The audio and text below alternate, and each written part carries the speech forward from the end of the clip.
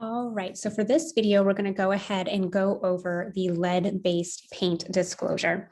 So when you're in DocuSign, you're going to hit the blue Add button in the top right corner and select DocuSign Forms. I'm going to come down to Libraries and highlight over PAR. And in the search bar, I'm just going to type in lead.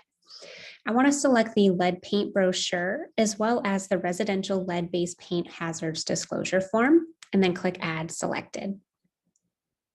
The reason why you want both of those forms is you want to make sure that you are providing them the brochure, which just goes over the hazards of lead-based paint. You want to give this to both buyers and sellers when the homes that you are working with are built before 1978.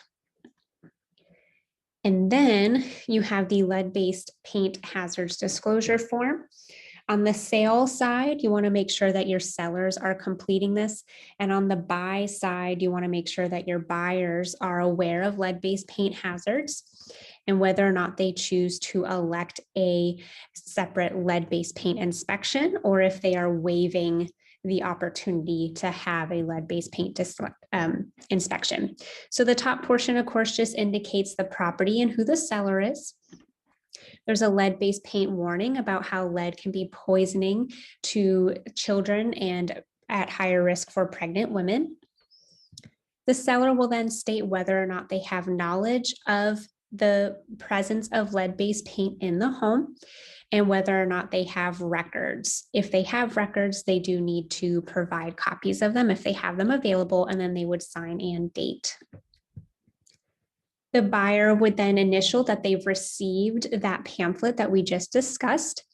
And then they're also going to initial that they've reviewed the seller's disclosure stating whether or not they have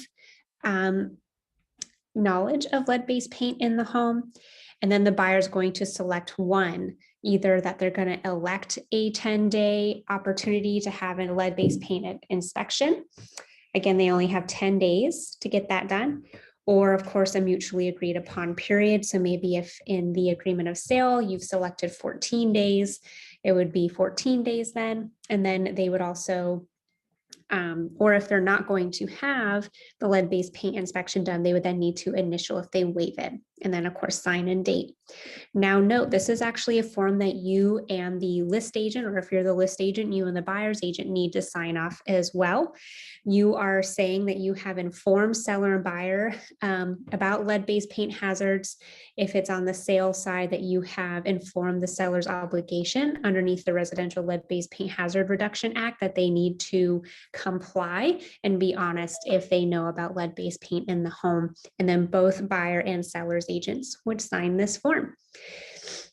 Now, to send this out for signature, you can send this in one envelope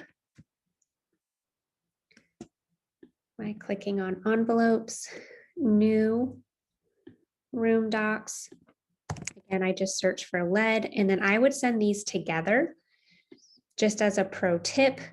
So that way, you know, buyer and seller are acknowledging and seeing that they received the brochure at the same time that they're acknowledging and signing the lead-based paint disclosure form. Remember to use pre-tagged roles under recipients when adding your buyers or sellers, so that way you don't have to place initials. It will do that for you.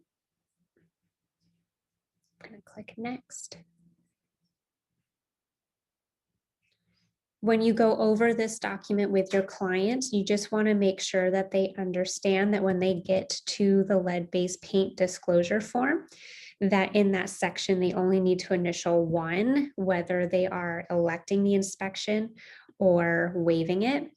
I personally would leave those yellow boxes there for them to sign, so that way they are not doesn't appear that you are coercing them to waive an inspection.